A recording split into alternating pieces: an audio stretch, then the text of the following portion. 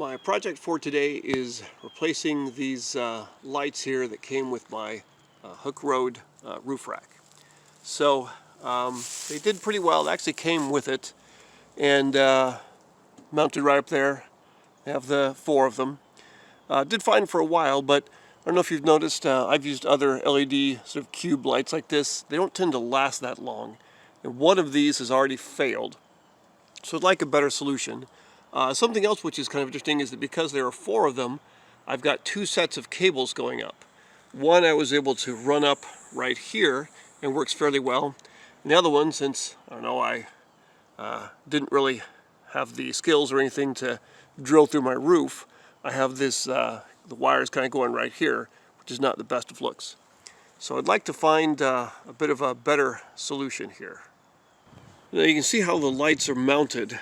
Part of the roof rack actually comes with these little holes, a total of 7 actually, built in right there. And I've got these 4 put in there. So that's what we have right now. And here's my solution. I got this light bar from Nilight. Bought it off Amazon. And what I like about this, see, you have just the one complete light bar here. So I should just have one cable going up, just one set of cords to put in. But I like the mounting that it has here. So it's got these sort of mounts right here that go on, and you can adjust them anywhere along this back that you want. So just by how you tighten these nuts right here. And of course you can adjust the angle of it as well. But I like this because this will work right in with how have the top holes, mounting holes on the top part of that rack. And I should be able to put this right in the existing holes right there. And it comes with 4 mounts. And I've done some measuring and adjustings for this, so this will fit. I hope this will do it. But anyway, the nice thing is that they can easily be adjusted, and it works well for a rack like this. So let's see how this installation goes. So the first thing I need to do, obviously, is to remove these existing lights.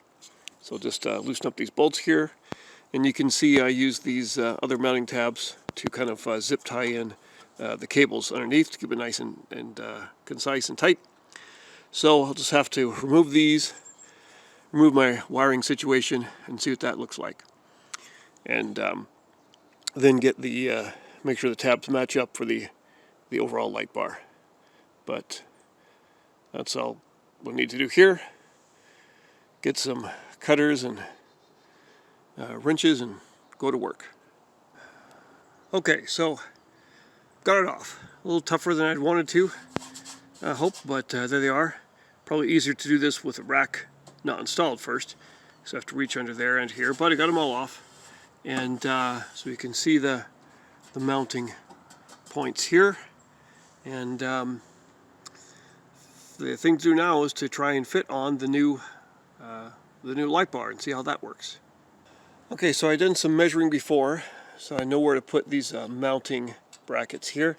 It actually helps a bit. You've got these, I don't know if these are actually decorative or what here, but they're little nuts or something kind of, or the head of a bolt spaced out evenly, and that helps you kind of put things in there.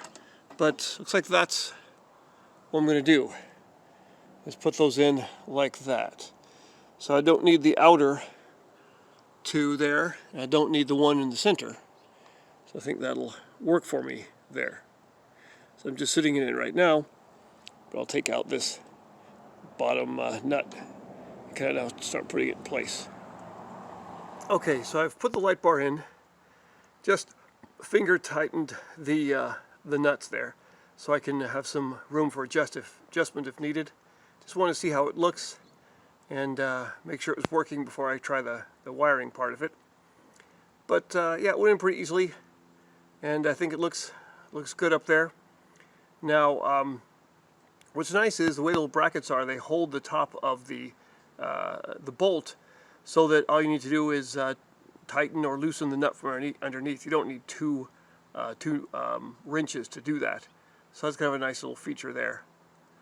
but yeah, it mounts up nice and close to the roof rack.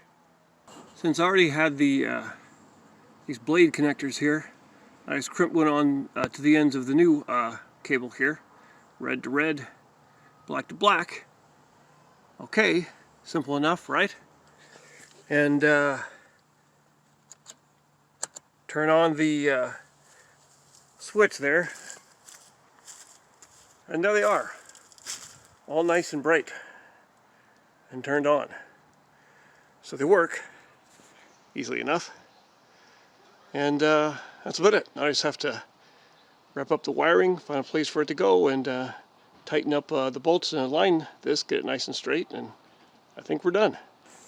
Now the way this previous kit worked, because we had 4 different lights, there were 4 different connections, but coming up with 2 sets of wires.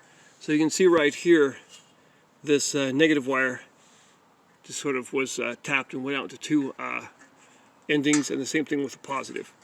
And so we ended up with a total of 4 different connections, or actually 8, because positive and negative for each light. So this is actually a lot better, and there's a lot of sort of extra wire I can just cut off, trim out of here, and keep it nice and neat in here. And so I've got this wire up here just running right here, which usually works pretty well. Just kind of it just squeezes right here in this channel in between the windshield and the A-pillar. And so I've got it kind of going down in through there, and then coming in here under the dash, and then there's the light switch that I installed for it. So this isn't really going to be a lighting tutorial or a wiring tutorial, because everything kind of wires up about the same way. And the cool thing is that once you have something like this wired up, you got a good button, you got the wiring, it's all set, relays are in, it's to all the places it needs to go.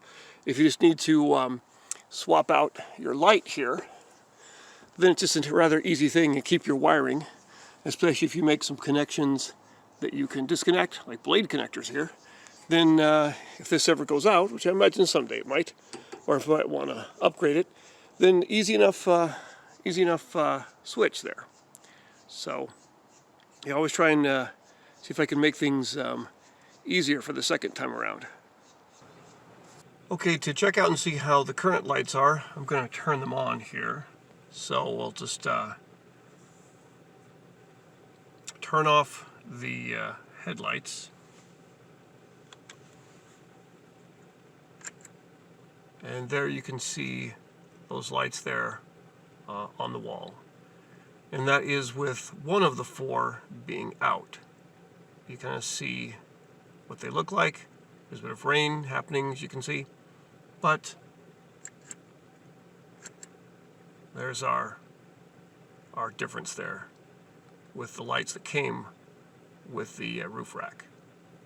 Okay, and let's try these new ones here. Whoa, how about that?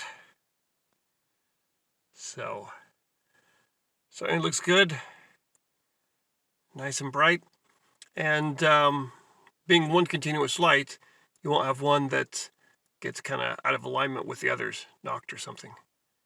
So I would definitely say that's a pretty good upgrade, an improvement on what I had. Hope you like this, hope it helps out.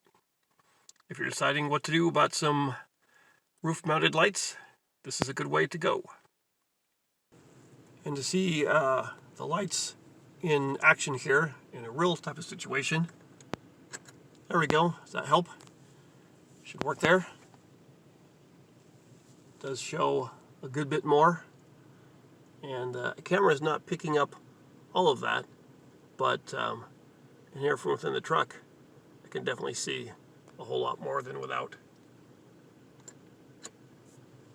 So there it is, all installed, working well. And for comparison, here's one of my original lights right by it, so you can kind of see the difference. So it's a little more low profile there, and a bit smaller overall. So maybe a bit more aerodynamic, I don't know. But certainly a great accessory, great addition if you want lights here, especially if you're looking for a mounting solution where you have it right up here at the top, as opposed to something clamped onto the A-frame or something here. This is a great way to do it, where you've got the top-facing mounting holes. So, anyway, certainly, I think a good installation, good item to have here.